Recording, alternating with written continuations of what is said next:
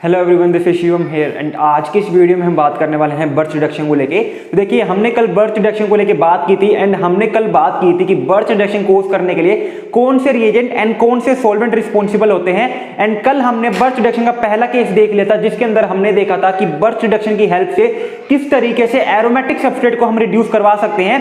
आज की वीडियो में हम देखने वाले हैं कि बर्थ रिडक्शन की हेल्प से अगर मेरे पास डाई इन सिस्टम है, alpha beta unsaturated carbonyl system है या फिर अल्काइन सिस्टम है, वो किस तरीके से रिड्यूस हमें देखने को मिलता है। तो पहले एक बार रिकॉल कर लेते हैं, हमने कल किस तरीके से बर्थ रिडक्शन की हेल्प से हमने जो है हमारे गिवन एरोमेटिक सब्सट्रेट को रिड्यूस करवाया था। तो मैंने क्या बताया था आपको कल कि मेरे पास अगर एक एरोमेटिक रिंग है, उसके सामने sodium in liquid ammonia given है, तो सबसे पहले क्या होगा, मेरे पास जो पाई बॉन्ड है वो फ्री रेडिकल के अंदर टूटता है। उसके बाद मेरे पास सोडियम क्या है, एक लो आयनाइजेशन पोटेंशियल का मेटल है और लो आयनाइजेशन पोटेंशियल का मेटल होने के साथ साथ ये क्या करता है, मुझे इलेक्ट्रॉन डोनेट करेगा। ये इलेक्ट्रॉन जो है वो फ्री रेडिकल के पास जाएगा मेरे पास यहाँ पे, और ये रेडिकल जो है इस इलेक्ट्रॉन को खा के क्या बन जाएगा, एक कार्ब एनायन बन जाता है। इस कार्ब एनायन बनने के बाद यहाँ पे मेरे पास क्या होगा, इन दोनों के बीच में जो है रिपल्शन देखने को मिलता है, और इस रिपल्शन की वजह से ये एक दूसरे से जितना दूर हो सके उतना दूर जाने की कोशिश करते हैं।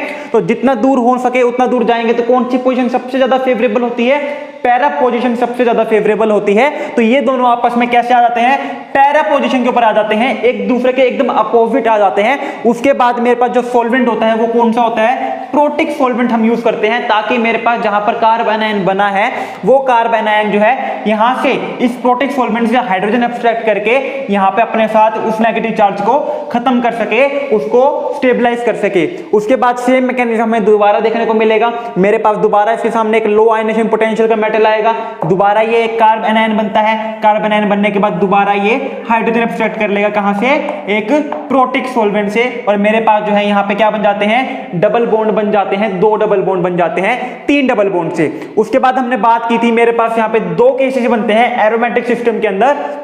एक तो क्या कि मेरे पास बेंजीन के ऊपर जो है इलेक्ट्रॉन डोनेटिंग ग्रुप लगा हो, और दूसरा क्या, मेरे पास बेंजीन के ऊपर इलेक्ट्रॉन विड्रॉइंग ग्रुप लगा हो। अगर इलेक्ट्रॉन डोनेटिंग ग्रुप मेरे पास लगा है बेंजीन के ऊपर, तो वहां पे मेरे पास क्या होता है कि फाइनल रिजल्ट क्या देखने को मिलता है कि मेरे पास जो डबल बॉन्ड है वो डबल बॉन्ड, 2 डबल बॉन्ड में से एक डबल बॉन्ड जो है उस कार्बन के साथ अटैच रहता है जिस कार्बन के साथ इलेक्ट्रॉन डोनेटिंग ग्रुप मुझे देखने को मिलता है। और अगर मैं दूसरे केस की बात करूं, अगर मेरे पास इस बेंजीन रिंग के साथ इलेक्ट्रॉन विड्रॉइंग ग्रुप लगा हुआ है, तो यहां पर मेरे पास जब मैं बर्थ रिडक्शन करवा दूंगा तो मेरे पास कोई भी डबल बॉन्ड उस कार्बन के साथ अटैच देखने को नहीं मिलेगा जिस कार्बन के साथ मेरे पास इलेक्ट्रॉन विड्रॉइंग ग्रुप अटैच है। तो आज की वीडियो में हम बात करते हैं हमारे पास नेक्स्ट सबस्ट्रेट को लेके, जो है मेरे पास alpha beta unsaturated ketone and diene system. Alpha beta unsaturated ketone and diene system को लेकर अब हम बात करते हैं कि बर्थ रिडक्शन की हेल्प से मेरे पास ये किस तरीके से रिड्यूस होते हैं। ठीक है, तो सेकंड सबस्ट्रेट मैं ले लेता हूं डाई इन सिस्टम।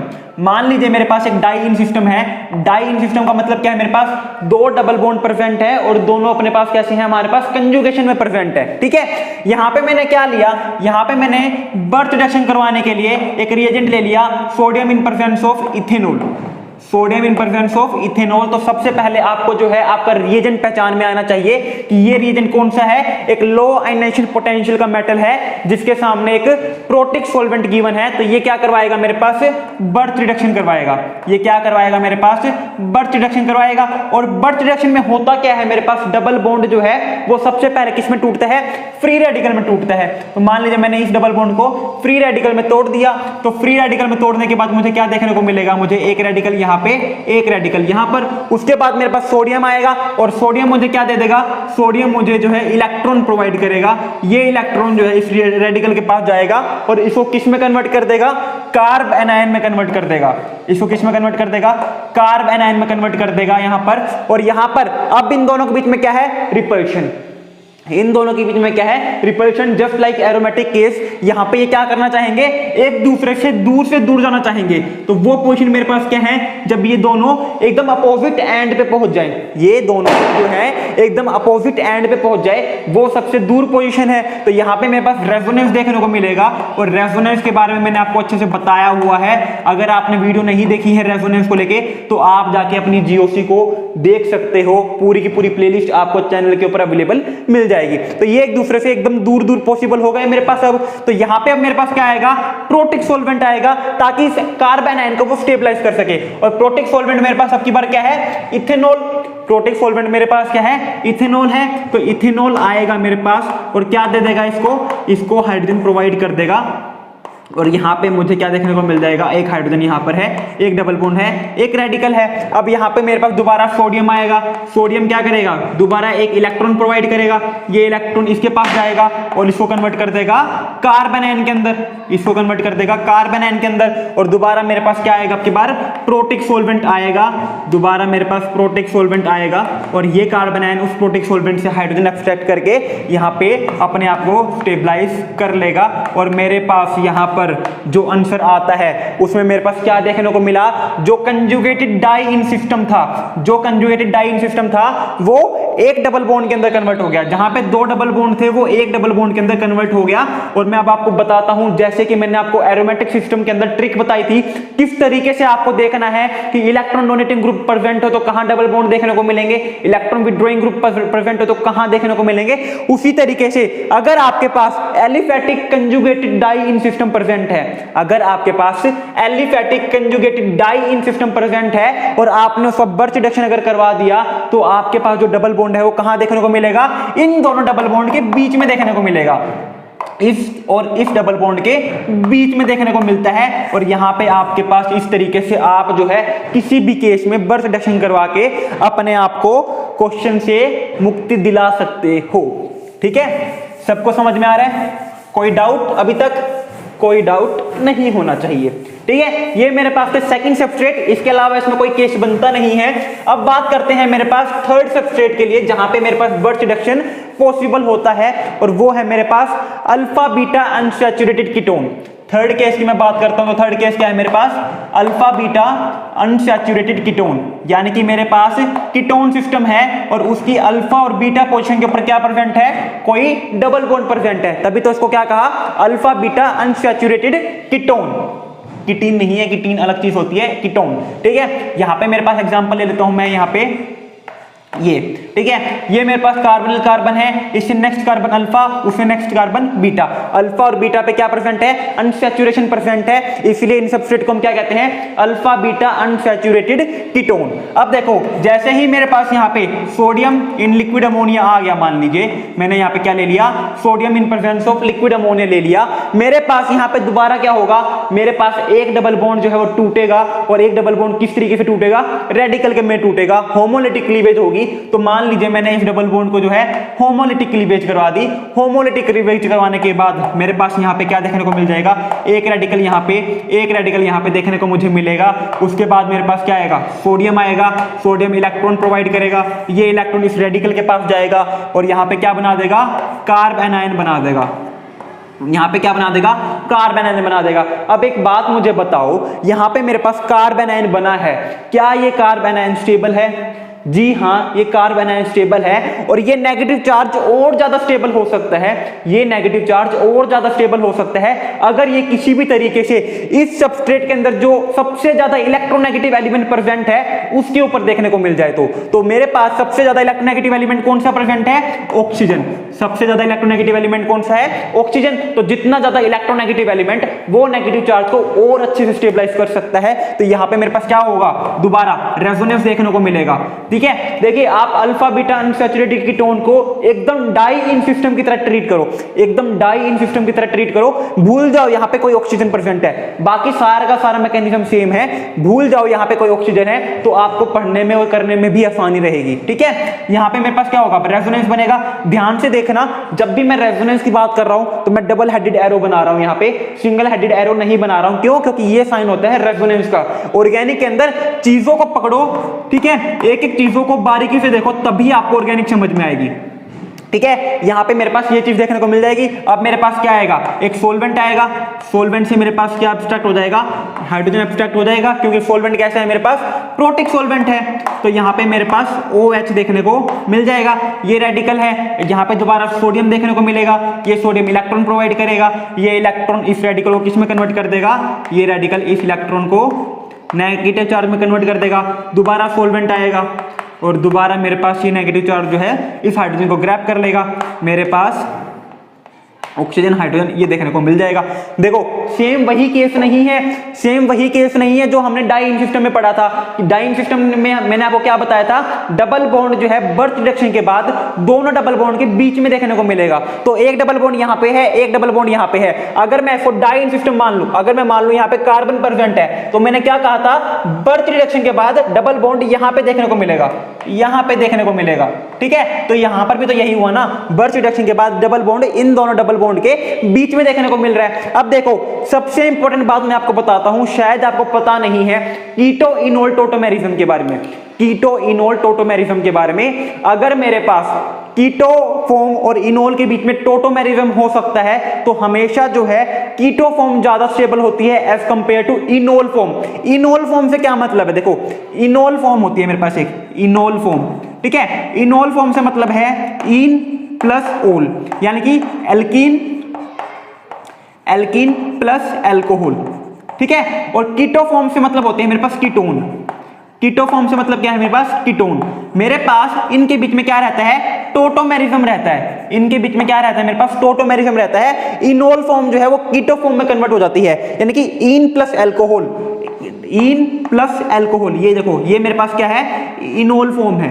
ये मेरे पास क्या है, इनोल फॉर्म है। इनोल फॉर्म जो है वो टोटोमराइज करके कीटो फॉर्म में कन्वर्ट हो जाता है, क्योंकि कीटो फॉर्म जो है ज्यादा स्टेबल होती है इनोल फॉर्म से।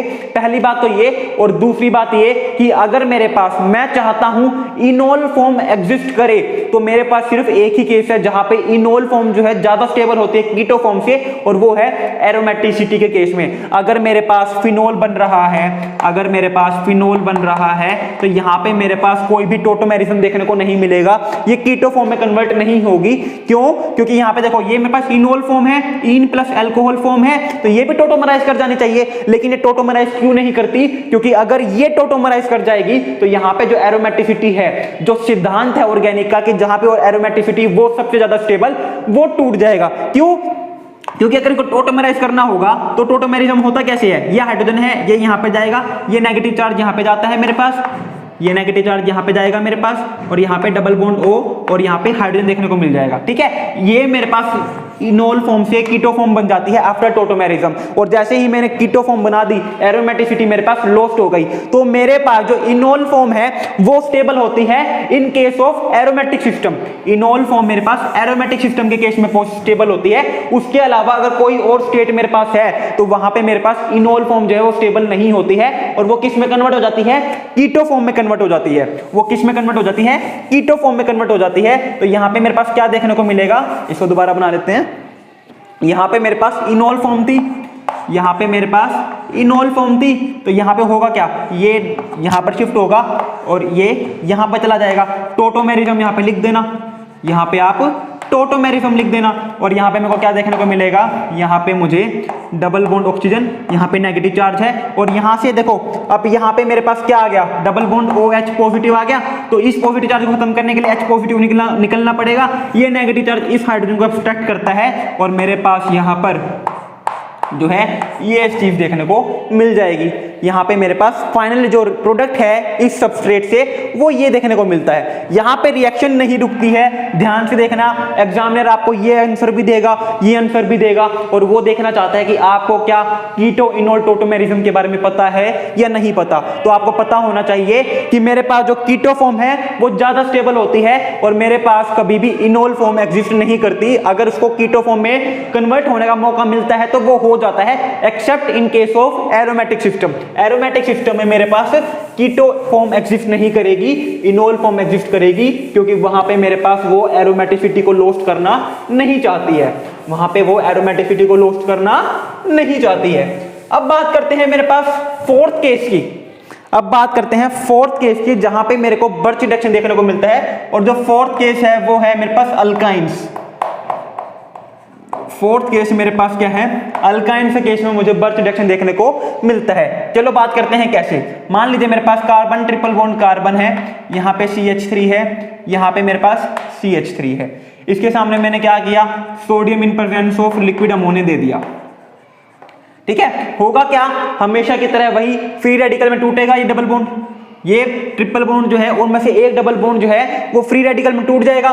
फ्री रेडिकल में टूटने के बाद क्या बनेगा, carbon double bond carbon, CH3 देखने को मिलेगा, ये रेडिकल है। सोडियम की प्रेजेंस में मेरे पास ये क्या दे देगा, एक इलेक्ट्रॉन दे देगा, ये इलेक्ट्रॉन इसके पास जाएगा और क्या देखने को मिलेगा मुझे, CH3 carbon, double bond carbon, CH3। अब हमारे पास वही सिद्धांत हमारा, देखो बेसिक लेके चलो, सारी की सारी चीजें क्लियर हो जाएगी। मुझे आप पता है ये दोनों क्या है, आपस में काफी ज्यादा अनस्टेबल हैं, क्योंकि जितना पास में रहेंगे उतना ज्यादा एक दूसरे को रिपल्शन करेंगे, और जितना रिपल्शन करेंगे उतना ज्यादा ये अनस्टेबल रहेंगे। तो ये क्या चाहते हैं, ये चाहते हैं कि ये एक दूसरे से दूर दूर हो जाए, लेकिन क्या इनके पास रेजोनेंस है करने के लिए जिससे ये एक दूसरे से दूर दूर हो जाए, नहीं प्रेजेंट है। ये किसी के साथ कंजुगेशन में है ही नहीं, ऊपर से ये क्या है, परपेंडिकुलर है। अगर यहाँ पे कंजुगेशन परसेंट भी होती तो भी ये रेजोनेंस नहीं कर पाते, क्यों, क्योंकि ये जो नेगेटिव चार्ज है, ये नेगेटिव चार्ज और ये जो फ्री रेडिकल है, ये कैसे हैं, परपेंडिकुलर है प्लेन से, तो ये रेजोनेंस में पार्टिसिपेट नहीं कर पाते।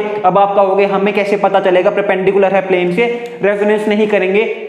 इसीलिए तो मैंने आपको ऑर्गेनिक में सबसे पहले जीओसी करवाई थी। जीओसी पढ़ो बच्चों, एक बार जीओसी देखो, आधी चीजें क्लियर हो जाएगी, समझ में आएंगी सारी चीजें फिर, ठीक है। उसके बाद देखो यहाँ पे मेरे पास लेकिन एक ऑप्शन इनके पास है, इनके पास एक दूसरे से अलग अलग होने का एक ऑप्शन है। क्या, इनके जो ऑर्बिटल्स हैं, इनके जो ये ऑर्बिटल्स हैं जिनके अंदर ये प्रेजेंट हैं, ये ऑर्बिटल एकदम 180 डिग्री पे अगर प्रेजेंट हो जाए, तो अगर ये ऑर्बिटल्स जिनके अंदर ये नेगेटिव चार्ज और ये फ्री रेडिकल प्रेजेंट है, ये ऑर्बिटल्स जो हैं वो एक दूसरे से एकदम अपोजिट हो जाएं, तो हमारे पास थोड़ा सा रिपल्शन कम हो सकता है ना से तो थोड़ा बहुत हाँ ही बेहतर होता है हमेशा।